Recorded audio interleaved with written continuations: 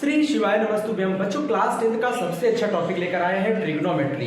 अगर आप यहाँ हमारे साथ अगर जुड़े हैं तो बच्चों ये ध्यान रखिएगा, आज के बाद आपको ट्रिग्नोमेट्री में यानी त्रिकोणमिति में आपको कोई दिक्कत होने वाली नहीं। सिर्फ मेरा ये वीडियो देख लीजिए आज, ठीक है ना। आज हमारे साथ जुड़े रहिए और देखिए ट्रिग्नोमेट्री का जो बेसिक आपका कमजोर है ना, वो मैं कितना स्ट्रॉन्ग करता हूँ। बस हमारे साथ जुड़े रहिए बच्चों। चलिए स्टार्ट करते हैं। सबसे पहले हम लोग ध्यान रखेंगे बच्चों ट्रिग्नोमेट्री में हमें पढ़ना क्या क्या चीजें हैं। सबसे पहले ये ध्यान रखना है कि ट्रिग्नोमेट्री में होती क्या क्या चीजें हैं, क्या ऐसी चीजें जो हम ट्रिग्नोमेट्री में पढ़ते हैं। तो बच्चों ध्यान रखिए ट्रिग्नोमेट्रिक रेशियोज के बारे में सबसे पहले बात करते हैं, क्योंकि पूरा ट्रिग्नोमेट्रिक रेशियोज पे ही तो ये सारा खेल ट्रिग्नोमेट्री का खेला जाता है, ठीक है ना। तो जो ट्रिग्नोमेट्रिक रेशियोज होता है यानी त्रिकोणमिति निष्पत्तियां, आपने हिंदी में पढ़ रखा होगा, त्रिकोणमिति निष्पत्तियों को हम लोग बोलते हैं ट्रिग्नोमेट्रिक रेशियोज, ठीक है ना। अब बच्चों क्या होता है कि आपसे पूछा जाएगा त्रिकोणमिति निष्पत्तियां कितनी होती हैं, यानी ट्रिग्नोमेट्रिक रेशियोज कितने होते हैं, तो आप बताओगे साइन, कॉस, टेन, कॉसिक, सेक, कॉट, ऐसे 6 ट्रिग्नोमेट्रिक रेशियोज होते हैं आपके पास। कितने होते हैं? 6। और इन्हीं के बारे में हमें ट्रिग्नोमेट्री में पढ़ना होता है। तो ये ध्यान रखिएगा ट्रिग्नोमेट्री में हमें क्या पढ़ना होता है, इन 6 ट्रिग्नोमेट्रिक रेशियोज के बारे में ही पढ़ना है।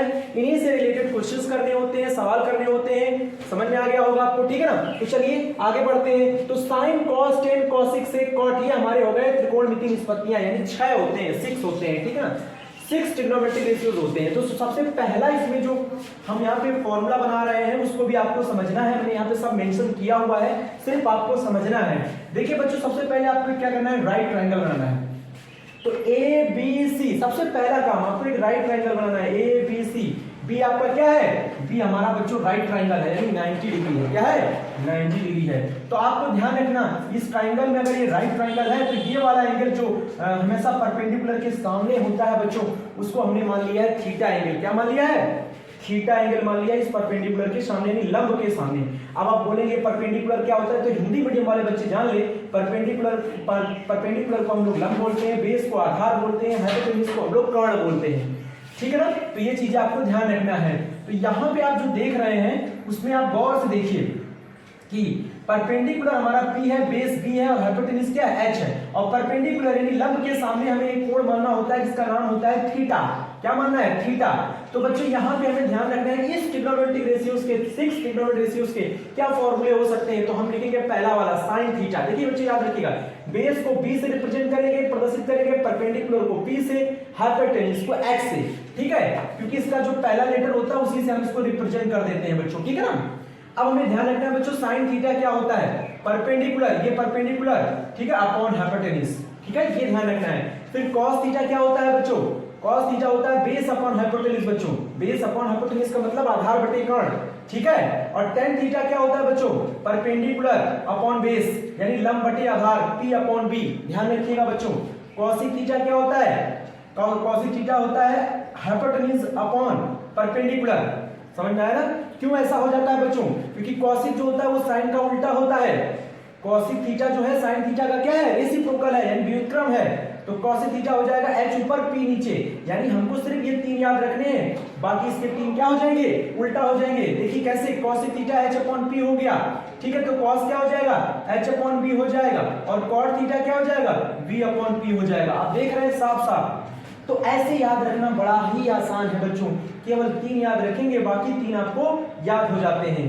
तो ये चीज आपको समझ में आ गया होगा। अब बच्चों देखिए इन राइट ट्रायंगल एबीसी, इस राइट ट्रायंगल एबीसी में एक रूल आपको याद रखना है बच्चों, क्या, बाय पाइथागोरस थ्योरम। आपने पढ़ा होगा पाइथागोरस थ्योरम में क्या होता है बच्चों, हाइपोटेन्यूज का स्क्वायर यानी AC का स्क्वायर हमेशा इक्वल होगा इस बेस के स्क्वायर के और परपेंडिकुलर स्क्वायर के, यानी BC का स्क्वायर प्लस AB का स्क्वायर। आप देख सकते हैं। तो ये वाला भी थ्योरम आपको याद रखना है बच्चों, क्योंकि इस ट्रिग्नोमेट्री में इसका बहुत यूज होने वाला है, ठीक है। तो AC हमारे पास कितना है बच्चों, देखिए AC को हम लोग हाइपोटेन्यूज बोलते हैं और हाइपोटेन्यूज को क्या कहते हैं, H। तो H का स्क्वायर, BC को B का स्क्वायर, AB को P का स्क्वायर बच्चों बोलेंगे। तो ये भी लिख सकते हैं, ये भी लिख सकते हैं, ठीक है, कोई दिक्कत नहीं है। तो ये आपको इतना याद हो गया होगा, ठीक है। अब हम आगे बढ़ते हैं। अब देखिए बच्चों अभी हमने सिखाया था कि 6 ट्रिग्नोमेट्रिक रेशियोज में त्रिकोणमिति निष्पत्तियां जो 6 होती हैं उसमें से सिर्फ 3 याद करने हैं, बाकी 3 तो अपने आप याद हो जाते हैं बच्चों। अब हम बात करते हैं देखिए साइन का, कॉस का और टेन का। देखिए क्या होता है, उल्टा ध्यान रखना बच्चों, व्युत्क्रम इनके क्या होते हैं, reciprocal sine theta is equal to क्या होता है 1 अपॉन कॉसिक थीटा। अब आप कहेंगे फिर कॉसिक थीटा क्या होता है, तो देखिए बच्चों कॉसिक इधर आ जाएगा, साइन इधर आ जाएगा, देख सकते हैं आप कॉसिक थीटा क्या हो जाएगा 1 अपॉन साइन थीटा।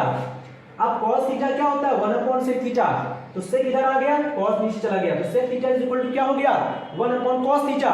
ठीक है, tan theta 1 upon cot theta बच्चों, तो कॉट इधर आ गया, tan इधर आ गया, तो कॉट थीटा क्या हो जाएगा 1 अपॉन tan थीटा। उम्मीद है बच्चों सिर्फ 3 याद करने हैं आपको, ये 3 याद कर लीजिए बच्चों, ये 3 याद कर लीजिए, बाकी के 3 इससे आराम से याद हो जाते हैं। ठीक है ना, तो साइन कॉस tan पर फोकस करिए, बाकी आपको ये ध्यान रखना है साइन कॉसिक से रिलेशन बनाता है, कॉसेक से और tan कॉट से, याद हो जाता है बच्चों। अच्छा, अब हमें क्या करना है बच्चों, शॉर्ट फॉर्म लर्न इट, आपको ध्यान रखना है इसको याद करने का सबसे, ये भी जो चीजें आपने पढ़ी है बच्चों, इसको और इसको याद करने का सबसे बेहतरीन ट्रिक हम लेकर आए हैं बच्चों, शॉर्ट फॉर्म लर्न इट। कैसे याद करेंगे शॉर्ट फॉर्म को, देखिए बच्चों सबसे पहले आपको लिखना है sine theta cos theta tan theta, लिख लिया आपने। अब आपको पता है साइन थीटा के नीचे डालना है कॉसिक थीटा, कॉस के नीचे सेक और tan के नीचे कॉट डाल दीजिए। ठीक है, एक लाइन खींच दीजिए ऐसे। अब क्या करना है बच्चों, साइन थीटा है तो इसके ऊपर p लिखिए, कॉस के ऊपर b लिखिए, tan के ऊपर p लिखिए, कॉसिक के नीचे h लिखिए, सेक के नीचे h लिखिए, कॉट के नीचे b लिखिए। अब सर अब आप कहेंगे कि ऐसा क्यों कह रहे हैं आप, तो हम बता रहे हैं बच्चों, देखिए आपने पढ़ा है साइन थीटा क्या होता है p अपॉन h, देखिए साइन थीटा क्या हो गया p अपॉन h, ये अपॉन हो गया, ये p हो गया, ये h हो गया। फिर कॉस को देखिए बच्चों v अपॉन h, तो यहां देखिए कॉस थीटा क्या है v अपॉन h है ना। इसी तरह से tan थीटा देखिए बच्चों p अपॉन b, तो ये देखिए p अपॉन b हो गया बच्चों। अब हमको पता है इसका उल्टा क्या होता है cos थीटा बच्चों, साइन का उल्टा क्या होता है, अब हमें पता होना चाहिए साइन थीटा का उल्टा 1 ऊपर और नीचे cos थीटा, तो 1 अपॉन cos थीटा, ये देख सकते हैं बच्चों।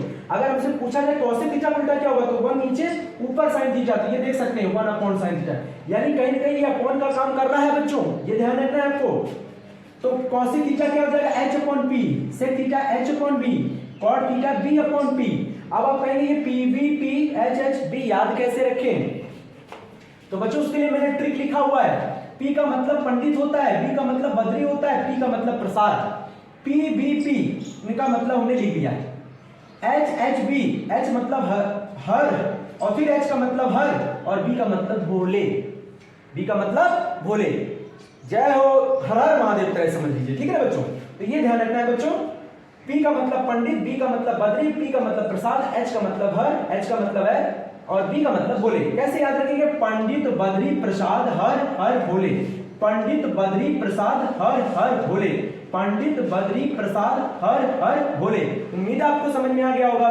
ठीक है ना बच्चों, और हिंदी मीडियम वाले जो बच्चे हैं वो क्या करते हैं, लाल LAL कक्का KKA ऐसे भी याद कर सकते हैं बच्चों, कोई दिक्कत नहीं, लाल बटे कक्का भी आप लिख सकते हैं, लाल बटे कक्का भी आप याद कर सकते हैं। ठीक है ना, कोई दिक्कत नहीं है, ये चीज आप याद कर सकते हो। L का मतलब होता है लंब, K का मतलब कर्ण, आधार बटे कर्ण और ये लंब बटे आधार, ये चीज ध्यान रख सकते हैं बच्चों। उल्टा भी कर सकते हैं, कर्ण बटे लंब, कर्ण बटे आधार, आधार बटे लंब। ठीक है ना, तो आज ये सब कुछ आपको बहुत ही आसानी से समझ में आया होगा बच्चों। तो इंग्लिश मीडियम वाले बच्चे इस तरह से याद करेंगे और हिंदी मीडियम वाले बच्चे लाल बटे कक्का के रूप में याद करेंगे, वो भी सही। अगर हिंदी मीडियम वाला बच्चा इस रूप में भी लिखेगा तो गलत कतई नहीं होगा बच्चों, आराम से सही हो जाएगा आपका। ठीक है ना, तो ये चीजें आपको आज जानना जरूरी था बच्चों। इसके बाद हम नेक्स्ट टॉपिक लेकर आ रहे हैं बच्चों, मतलब इसी से रिलेटेड और भी चीजें लेकर आ रहे हैं। ठीक है ना।